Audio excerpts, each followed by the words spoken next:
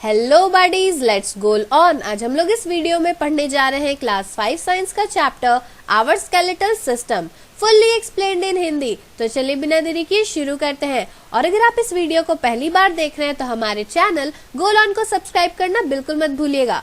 तो चलिए बिना देरी किए शुरू करते हैं। Our skeletal system.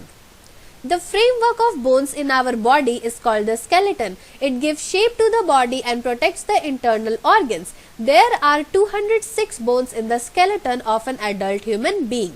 तो ये जो आप छोटा सा कार्टून देख रहे हैं, इसमें आप देख सकते हैं कि बहुत सारा बोन्स का एक स्ट्रक्चर बना हुआ है, एक फ्रेमवर्क बना हुआ है। तो इसी फ्रेमवर्क को हम लोग स्केलेटन कहते हैं।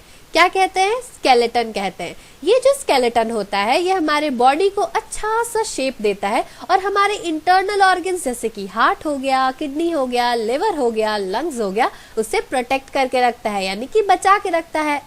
एक नॉर्मल एडल्ट ह्यूमन बीइंग में टोटल 206 बोन्स होते हैं। तो आप सोच सकते हैं कि 206 बोन्स का एक फ्रेमवर्क बना हुआ है जिसे हम लोग स्केलेटन कहते हैं। Human skeleton consist of the following parts. तो ह्यूमन स्केलेटन में कुछ पार्ट्स भी होते हैं, जैसे कि पहला है स्कल, दूसरा है रिब केज, तीसरा है backbone and last but not the least 2 pairs of limbs, 4 limbs यानी कि हाथ, हैंड लिम्स यानी कि पैर। तो चलिए सबसे पहले बात करते हैं स्कल के बारे में। स्कल जो है उसमें 22 बोन्स होते हैं। कितने होते हैं टोटल? 22 बोन्स। इसे याद रखिएगा। इसमें से जो 8 बोन्स होते हैं वो हमारे स्कल में एक साथ जुड़े हुए होते हैं और वो हमारे ब्रेन को बचा के रखते हैं। जैसे कि आप पिक्चर में ये पार्ट जो देख रहे हैं, ये क्या है? ये उन्हीं 8 बोन्स का इंटरलॉक्ड फॉर्म है जो कि हमारे ब्रेन को प्रोटेक्ट करता है। While 14 अदर बोन्स जो है वो हमारे चेहरे को बनाता है, जैसे कि ये वाला पार्ट। इस पार्ट में टोटल 14 बोन्स प्रेजेंट है। तो इन ऑल स्कल में 22 बोन्स प्रेजेंट होते हैं। बोन्स जो हमारे स्कल में प्रेजेंट होते हैं वो फिक्स्ड होते हैं, यानी कि वो हिलते नहीं है except for the lower jaw. आप लोग जिसे जबड़ा कहते हैं ना, वो हिलता है, यानी कि वो फिक्स्ड नहीं है। हम लोग खाते हैं, बोलते हैं, गाना गाते हैं, स्माइल करते हैं, तो ये सब कब करते हैं? जब हमारा लोअर जॉ जो है वो मूव करता है, हिलता है। तो वही चीज यहाँ लिखा है कि the skull consist of 22 bones, 8 bones in the skull are interlocked which cover the brain while 14 other bones form the face. The bones in the skull are fixed except for the lower jaw. We eat, talk, sing and smile only when the lower jaw moves. तो function क्या है school का? कि ये brain को protect करता है। It protects the brain. Next हम लोग बात करते हैं रिब केज के बारे में। The bones that are present around the chest are called the ribs which form a cage-like structure called the rib cage. A rib cage has 12 pair of bones. A long breastbone called sternum holds the ribs in their place. The other ends of the ribs are attached to the backbone. The last 2 pairs of ribs are not attached to the sternum. These are called floating ribs. Function is to protect the heart and the lungs. तो जो bones हमारे chest के पास present होते हैं उसे हम लोग ribs कहते हैं। ये जो रिब्स होते हैं ये केज लाइक स्ट्रक्चर बनाते हैं, यानी कि एक इस तरह का स्ट्रक्चर बनाते हैं जिसे हम लोग केज लाइक स्ट्रक्चर बोलते हैं। इसीलिए यहाँ पे रिब्स को रिब केज कहा गया है। रिब केज जो है इसमें टोटल 12 पेयर्स ऑफ बोन होते हैं। इसे याद रखिएगा, 12 पेयर लिखा है। अगर क्वेश्चन में पेयर लिखा होगा तो आप 12 लिखिएगा, और अगर सिर्फ पूछेगा कि कितने बोन्स प्रेजेंट होते हैं तब इसका क्या हो जाएगा? दुगना हो जाएगा, 24 हो जाएगा, क्योंकि यहाँ पे ये पेयर में दिया हुआ है। रिबकेज में बीच में एक लॉन्ग ब्रेस्ट बोन होता है जिसे हम लोग स्टर्नम कहते हैं, जो कि रिब्स को उनकी जगह पे अच्छे तरह से होल्ड करके रखे रहता है, उसी के जगह पे। Other end of the ribs जो होता है वो बैकबोन में अटैच्ड होता है, और जो रिब्स का जो लास्ट 2 पेयर होता है वो स्टर्नम में अटैच्ड नहीं होता है। इसीलिए उसे फ्लोटिंग रिब्स कहते हैं, क्योंकि वो स्टर्नम में तो अटैच है ही नहीं, वो बस वहां पे प्रेजेंट है, इसीलिए उसे फ्लोटिंग रिब्स कहा जाता है। इसका जो फंक्शन है वो है कि उसे हार्ट और लंग्स को प्रोटेक्ट करना है। जैसा कि आप इस पिक्चर में देख रहे हैं कि ये जो बीच में जो बोन प्रेजेंट है, लॉन्ग ब्रेस्ट बोन, इसे स्टर्नम कहते हैं, जो कि सारे रिब्स बोन को क्या किया है, अच्छी तरह से होल्ड करके रखे हुए है। यहाँ पे आप देख सकते हैं कि ये जो लास्ट पेयर है बोन्स का, रिब्स का, ये स्टर्नम से अटैच तो नहीं है, इसीलिए इसे फ्लोटिंग रिब्स कहा गया है। और जितने भी सारे ये सब जो बोन्स है, रिब्स है, ये केज लाइक स्ट्रक्चर बनाए हुए हैं, इसीलिए इसे रिब केज कहा जाता है। ये जो आप यहाँ पे कार्टिलेज देख रहे हैं, ये एक तरह का फाइबर है जो कि बोन्स को जो है इलास्टिसिटी देता है ताकि वो अच्छे से मूव कर सके। आपने फील किया होगा कि जब भी आप लोग सांस लेते हैं तो आपका रिब्स जो है वो थोड़ा अपवर्ड और आउटवर्ड होता है, यानी कि ये उस बोन्स को इलास्टिसिटी देता है कि वो अच्छी तरह से काम कर सके। थर्ड हम लोग बात करते हैं बैकबोन के बारे में। The backbone is one of the most important parts of the skeleton. It is attached to the skull. The backbone consists of a series of 33 small bones called vertebrae. These form of the vertebral column, backbone of our body. We are able to walk, sit, stand and bend because of the vertebral column. Function is to protect the spinal cord. You will learn about it in the next chapter. तो backbone जो है ये हमारे skeleton का बहुत ही important part है जो कि स्कल से अटैच्ड होता है। स्कल यानी कि पीछे जो हमारा स्कल का जो नीचे हिस्सा होता है उससे अटैच्ड होता है बैकबोन। बैकबोन जो है उसमें टोटल 33 स्मॉल बोन्स का एक सीरीज प्रेजेंट होता है, लाइन बाय लाइन लगा रहता है, जिसे वर्टिब्रे कहा जाता है। अभी मैं आपको उसका पिक्चर भी दिखाऊंगी। ये जो छोटे छोटे वर्टिब्रे एक साथ लगे होते हैं 33 स्मॉल बोन्स, उसे हम लोग साथ में वर्टिब्रल कॉलम यानी कि उसे ही बैकबोन कहते हैं हमारे बॉडी का। हम लोग चलते हैं, बैठते हैं, खड़ा होते हैं, बेंड होते हैं यानी कि झुकते हैं, ये सब क्यों कर पाते हैं? क्योंकि हम लोगों के पास बैकबोन है, वर्टिब्रल कॉलम है। तो ये जो बैकबोन है इसका फंक्शन ये है कि ये स्पाइनल कॉर्ड को प्रोटेक्ट करके रखता है। और ये कैसे प्रोटेक्ट करता है ये हम लोग नेक्स्ट चैप्टर में पढ़ेंगे। अभी के लिए फंक्शन जरूर याद रखिएगा क्योंकि ये सब एग्जाम में पूछा जाता है। ये जो आप पिक्चर देख रहे हैं ये बैकबोन का पिक्चर है। यहाँ पे आप देख सकते हैं कि स्कल के निचले हिस्से से अटैच्ड है क्या, बैकबोन। इसमें 33 स्मॉल बोन्स है जिसे हम लोग वर्टिब्रे कहते हैं और एक साथ वर्टिब्रल कॉलम भी कहते हैं। और इसी की वजह से हम लोग चल पाते हैं, बैठ पाते हैं, खड़े हो पाते हैं, सारे काम हम लोग इससे कर पाते हैं। इसीलिए इस बोन को बहुत ही इंपॉर्टेंट पार्ट कहा गया है हमारे स्केलेटल सिस्टम में। फोर्थ नंबर हम लोग बात करेंगे लिम्स के बारे में। So there are two pair of limbs in the skeleton, the forelimbs which is called arms and the hind limbs which is called legs. The forelimbs or the arms are joined to the spine with the help of the shoulder girdles and the hind limbs are joined to the spine with the help of the pelvic girdles. The longest bone, femur, that is thigh bone, bears the weight of the whole body.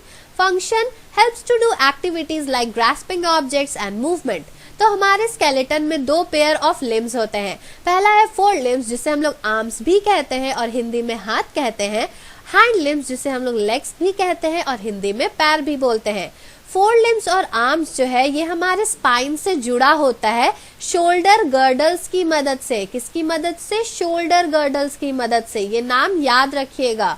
जो ये जो shoulder girdles है इसी के वजह से four limbs जो है वो हमारे स्पाइन में ज्वाइंट होता है।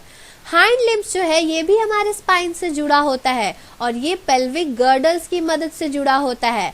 तो इन दोनों वर्ड्स को अच्छे से याद रखिएगा कि फोर लिम्स जो है वो शोल्डर गर्डल्स की मदद से जुड़ा होता है और हाइंड लिम्स जो है वो पेल्विक गर्डल्स की वजह से जुड़ा रहता है।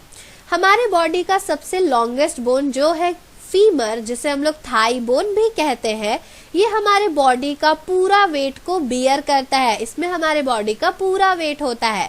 इसका जो फंक्शन है ये हमारे सारे एक्टिविटीज को करने में मदद करता है। जैसे कि हम लोग किसी ऑब्जेक्ट को पकड़ रहे हैं, मूव कर रहे हैं, हाथ हिला रहे हैं, चल रहे हैं, तो ये सब जो है करने में कौन मदद करता है? Four limbs and hind limbs. अब हम लोग सीधा चलते हैं ह्यूमन स्केलेटल सिस्टम के टॉपिक में। तो सबसे पहले हम लोग बात करेंगे स्केलेटल के फंक्शन के बारे में। The skeleton give shape and support to our body. तो ये हम लोग ने सबसे पहले पढ़ा था कि जो स्केलेटन है ये हमारे बॉडी को अच्छा सा शेप देता है और सपोर्ट देता है। हमारे जो इंटरनल ऑर्गन्स है जैसे कि हार्ट, लंग्स, लिवर, किडनी, इन सब को प्रोटेक्शन कौन देता है? स्केलेटन देता है। It allows the movement of different body parts, हमारे जो डिफरेंट बॉडी पार्ट्स है इन सब का मूवमेंट भी स्केलेटन ही अलाउ करता है। हमारे जो बोन्स है वो बहुत हॉलो होते हैं और उनमें जो है सॉफ्ट सब्सटेंस भरा होता है जिसे बोन मैरो कहते हैं। रेड ब्लड सेल्स यानी कि जो हमारा ब्लड है वो इन्हीं बोन मैरो में बनता है। इसके बाद हम लोग पढ़ेंगे cartilage. In addition to bones, our skeletal system also consists of a tough elastic tissue that is called cartilage. यहाँ पे H नहीं होगा। स्केलेटल बोन्स के अलावा भी हमारे स्केलेटल सिस्टम में एक टफ इलास्टिक टिश्यू प्रेजेंट होता है जिसे हम लोग कार्टिलेज कहते हैं। कार्टिलेज जो है ये हमारे बोन्स को उसके मूवेबल पॉइंट्स पे प्रोटेक्ट करता है, यानी कि जहाँ पे वो मूव होता है वहां पे कार्टिलेज जो है उसे प्रोटेक्ट करता है ताकि बोन्स को कोई नुकसान नहीं पहुंचे। अगर कार्टिलेज नहीं होगा तो जो बोन्स है वो एक दूसरे में ही घिसेंगे जिसकी वजह से जो बोन्स है वो डैमेज हो सकता है, खराब हो सकता है। इसीलिए कार्टिलेज जो है ये वहां पे प्रेजेंट होता है ताकि हमारा जो बोन्स है वो डैमेज ना हो सके। Our outer ear and the nose tips are made up of cartilage. हमारा जो बाहर जो आप ईयर अपना देख रहे हैं जिसे पिन्ना कहते हैं, तो ये जो ईयर है और हमारा नोज का जो टिप है ये भी कार्टिलेज से ही बना हुआ है। नेक्स्ट टॉपिक हम लोग पढ़ेंगे joints. The bones in the skeleton are joined to each other at places called joints. The bones are held together at the joints by strong flexible tissues called ligaments. All the joints in the skull except lower jaw are immovable. There are 4 kinds of movable joints in our body. तो हमारा जो body है, skeleton है, उसमें ऐसे भी जगह होते हैं जहाँ पे दो बोन्स जो है वो अटैच्ड होते हैं एक दूसरे से। तो ये जो प्लेसेस होते हैं जहाँ पे दो बोन्स एक दूसरे से अटैच्ड होते हैं उन प्लेसेस को जॉइंट्स कहा जाता है। ये जो बोन्स है वो एक दूसरे से अटैच्ड होते हैं और एक दूसरे में अच्छी तरह से हेल्ड होते हैं। क्यों हेल्ड होते हैं? क्योंकि वहां पे स्ट्रॉन्ग फ्लेक्सिबल टिश्यूज प्रेजेंट होता है जिसे हम लोग लिगामेंट्स कहते हैं। तो लिगामेंट्स की मदद से ही ये जो बोन्स है वो अच्छी तरह से जुड़े हुए रहते हैं। ये जो जॉइंट्स है जो कि स्कल में प्रेजेंट होता है except lower jaw are immovable. तो ये जो जॉइंट्स होते हैं लोअर जॉ को छोड़ के जो हमारे स्कल में प्रेजेंट होते हैं ये सब इमूवेबल होते हैं, यानी कि इसे मूव नहीं किया जा सकता। तो हमारे बॉडी में टोटल 4 तरह के मूवेबल जॉइंट्स है। तो हम लोग अभी तो बात कर रहे थे कि स्कल के बारे में कि उसका जो लोअर जॉ है वो मूव करता है, बाकी सब नहीं मूव करता। तो ये तो हो गया स्कल का पार्ट। लेकिन हमारे बॉडी में 4 तरह के मूवेबल जॉइंट्स है, ऐसे ऐसे जॉइंट्स है जो कि मूव करते हैं। तो चलिए उसे पढ़ते हैं। In a ball and socket joint, तो सबसे पहले हम लोग पढ़ेंगे बॉल एंड सॉकेट जॉइंट के बारे में। The rounded head of the one bone fits into the hollow cup shaped socket of another bone. This allows maximum movements of the body parts. For example, joints in the hip and the shoulder. तो जो ball and socket joint होता है इसमें क्या होता है कि जो एक बोन है उसका जो माउथ होता है यानी कि बॉल की तरह होता है वो दूसरे बोन के सॉकेट वाले पार्ट में जाके फिट हो जाता है। यानी कि यहाँ पे जैसे कि आप पिक्चर में देख पा रहे हैं कि यहाँ पे क्या है, एक बोन जो है इसका अपर वाला पार्ट बॉल की शेप में और दूसरा बोन का पार्ट जो है वो सॉकेट की शेप में। तो बॉल जो है वो जाके सॉकेट में फिट हो जाएगा। तो इस तरह से बॉल एंड सॉकेट जॉइंट बनता है। ये जो बॉल एंड सॉकेट जॉइंट होता है ये अलाउ करता है मैक्सिमम मूवमेंट हमारे बॉडी पार्ट्स में, यानी कि ज्यादा से ज्यादा जितना भी हम लोग मूवमेंट करते हैं वो सब बॉल एंड सॉकेट जॉइंट की वजह से ही कर पाते हैं। फॉर एग्जाम्पल, हमारे जो हिप्स और शोल्डर में जो जॉइंट्स होता है वहां पे भी ball and socket joint he present होता है, इसीलिए तो हम लोग अपने शोल्डर को और हिप्स को अच्छी तरह से मूव कर पाते हैं। तो इसमें आप साफ सुथरा समझ सकते हैं कि बॉल एंड सॉकेट जॉइंट क्या कह रहा है। तो एक बोन जो है वो बॉल शेप में होगा और दूसरा बोन जो है उसमें सॉकेट प्रेजेंट होगा जिसमें कि बॉल जो है वो सॉकेट में जाके फिट हो जाएगा बिल्कुल इसकी तरह।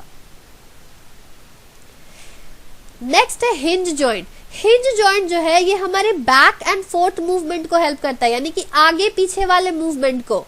तो similar to the hinge of the door, हम लोग जब दरवाजा खोलते तो कैसे खुलता है, या तो पूरा बाहर खुलता है या तो पूरा अंदर खुलता है। तो हिंज जॉइंट भी कुछ इसी तरह से है। जैसे कि हमारे जो बोन्स में नी में जो बोन्स है, फिर एल्बो में जो है, फिंगर्स में जो है, आप देख सकते हैं कि नी और एल्बो को हम लोग आगे भी कर सकते हैं पीछे भी कर सकते हैं। तो जो हिंज जॉइंट है ये बैक एंड फोर्थ मूवमेंट में मदद करता है जैसे कि डोर का होता है। तो एग्जाम्पल्स याद रखिएगा, knee, elbow and finger joints.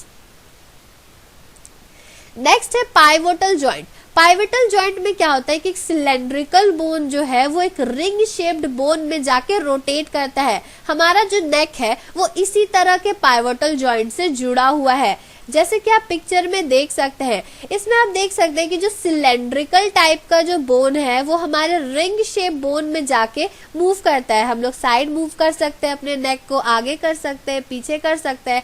तो इसमें जो एक बोन होता है वो सिलेंड्रिकल शेप का होता है और दूसरा जो है वो रिंग शेप का होता है। तो ये कहाँ प्रेजेंट होता है? हमारे नेक में। नेक्स्ट है ग्लाइडिंग जॉइंट। ग्लाइडिंग जॉइंट जो है ये बोन्स को ग्लाइड करने में मदद करता है over each other and facilitates movement in all directions. तो हम लोग जितने भी अपने एंकल और रिस्ट को आप देख सकते हैं कि जो है वो हर डायरेक्शन में मूव करता है, यानी कि वहां पे ग्लाइडिंग जॉइंट प्रेजेंट है, जैसे कि पिक्चर में आप देख सकते हैं। इसमें क्या होता है कि जो बोन्स है, ये जो जॉइंट है, इसमें बोन्स जो है वो एक दूसरे के ऊपर ग्लाइड कर पाते हैं और सारे डायरेक्शन में मूवमेंट कर पाते हैं। तो हमारे एंकल और रिस्ट में कौन सा जॉइंट प्रेजेंट है? Gliding joint. नेक्स्ट टॉपिक है हम लोगों का muscles. Muscles hold the bones together and make movement possible. Our body has about 650 muscles which form the muscular system of the body. The contraction and relaxation in these muscles cause movement. The muscles are attached to our bones by tissues called tendons. तो ये जो muscles होते हैं ये bones को एक साथ hold करके रखते हैं, यानी कि पकड़ के रखते हैं, ताकि जो मूवमेंट्स है वो आसानी से हो सके। हमारे बॉडी में टोटल 650 मसल्स प्रेजेंट होते हैं जो कि इन ऑल मस्कुलर सिस्टम बनाते हैं हमारे बॉडी का। मसल्स में जो है वो कंट्रैक्शन होता है, रिलैक्सेशन होता है, जो कि आप हायर क्लासेस में पढ़िएगा कि कैसे होता है। तो ये जो कंट्रैक्शन और रिलैक्सेशन होता है मसल्स में, इन्हीं के वजह से मूवमेंट हो पाता है। ये जो मसल्स है वो हमारे बोन से अटैच्ड होते हैं टेंडन्स की मदद से। टेंडन्स क्या है? टिश्यूज है। तो याद रखिएगा ये लाइन, क्योंकि ये हमेशा टेस्ट और एग्जाम में पूछेगा कि जो मसल्स है वो बोन से कौन से टिश्यू की मदद से अटैच्ड होते हैं? टेंडन्स की मदद से अटैच्ड होते हैं। अब हम लोग बात करेंगे कि मसल्स कैसे काम करता है। मसल्स जो है ये ऑलवेज वर्क करता है पेयर में, यानी कि एक साथ वर्क करता है। अगर एक मसल कॉन्ट्रैक्ट कर रहा है तो दूसरा मसल जो है वो रिलैक्स करेगा। तो यहाँ पे वही चीज लिखा है कि muscles always work in pairs. When one muscle contracts, it becomes shorter and pulls the bone to which it is attached. At the same time, the other muscle relaxes and becomes longer. When the movement is reversed, the former muscles relaxes and the later contracts. Muscles can only pull the bones, they cannot push. तो muscles जो है वो pair में काम करते हैं, यानी कि जोड़े में काम करते हैं। जब एक मसल कॉन्ट्रैक्ट करता है तब वो छोटा हो जाता है और बोन को पुल करता है, खींचता है, जिससे कि वो अटैच्ड है। और उसी समय पे जो दूसरा मसल है वो रिलैक्स कर जाता है और उसका साइज थोड़ा लंबा हो जाता है, लॉन्ग हो जाता है।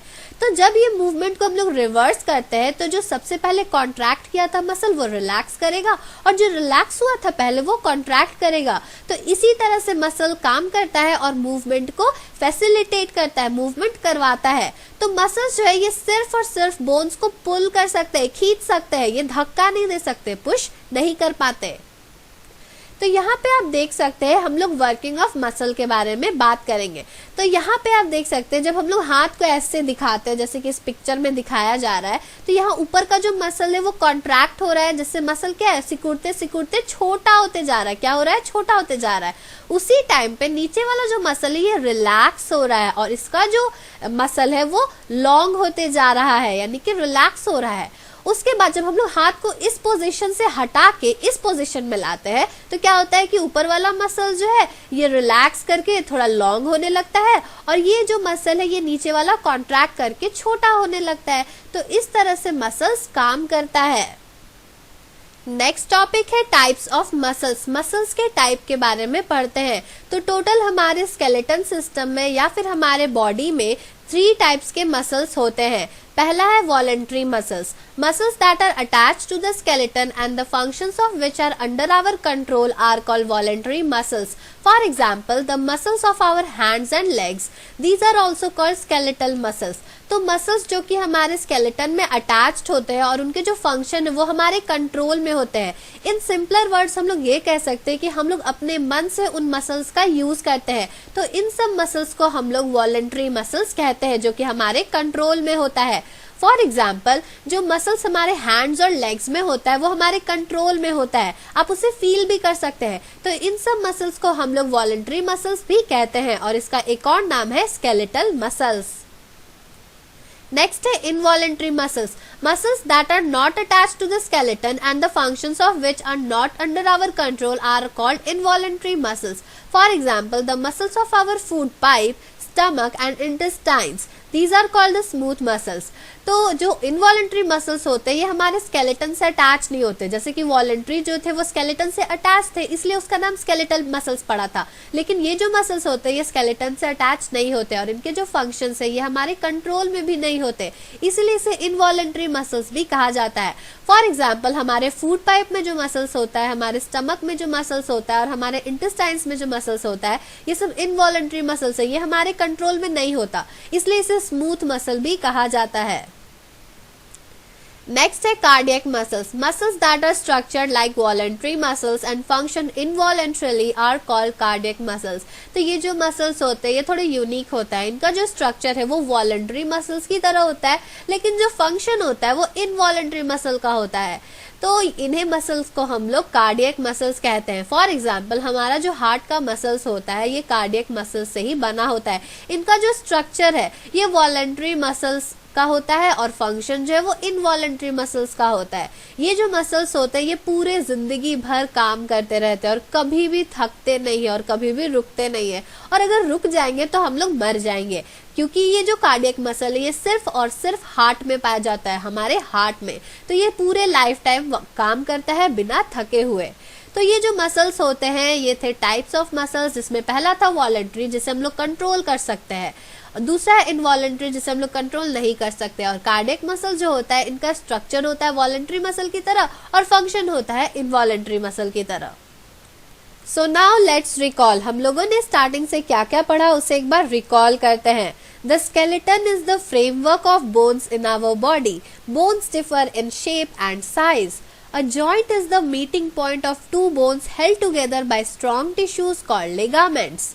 Voluntary muscles are under our control whereas involuntary muscles are not.